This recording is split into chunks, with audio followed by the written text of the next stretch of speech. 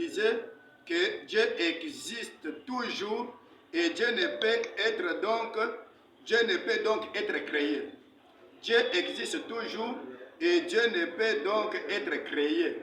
Parce qu'une créature a toujours un créateur qui le fait vivre. Dieu est davantage rendu manifeste lorsqu'il est vu par rapport à la création du monde. C'est pourquoi l'apôtre Paul disait en Romains chapitre 1 à partir du verset 18, il a dit: la colère de Dieu se révèle dans les cieux contre toute impiété et toute injustice des hommes qui retiennent la vérité captive. Parce que ce qu'ils peuvent connaître de Dieu est manifesté et Dieu les leur ayant fait connaître. En effet, la perfection invisible de Dieu, sa puissance et sa divinité se voient comme à l'œil. Quand on les considère dans ses œuvres, ils sont donc inexcusables, c'est-à-dire ceux qui retiennent la vérité de Dieu captive. Et c'est pour présenter que, donc, il faut qu'il existe avant les temps. Il faudrait qu'il existe avant les temps et qu'il crée en dehors du temps.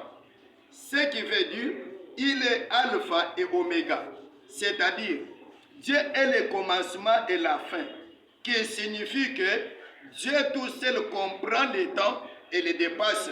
Ceux qui voudront trouver cela, Apocalypse chapitre 1, verset 8. En ce moment-là, Dieu est celui qui existe toujours. Or, celui qui existe toujours ne peut exister que par lui-même. Dieu existe par lui-même, mais nous existons que par Dieu. Voici. Je voudrais aussi progresser pour présenter un élément très important. En ce qui concerne les temps, Dieu perçoit les temps dans son ensemble. Que signifie cela? Sur la terre, nous n'avions pas de temps. Même si vous vivrez 120 ans, ce n'est pas le temps. Alors, si vous vivrez 100 ans, ce n'est pas le temps. Le temps se trouve au niveau de l'éternité. C'est pourquoi nous devions nous entraider. Parce que Dieu est éternel. Il perçoit la réalité temporelle dans son ensemble. En d'autres termes, Dieu ne perçoit pas les événements comme une succession du passé, du présent et du futur. Or, par définition, selon nous les hommes, le temps est la succession des événements dans l'espace. Il représente, le temps représente l'intervalle marqué par un corps en motion allant d'un point à un autre dans l'espace.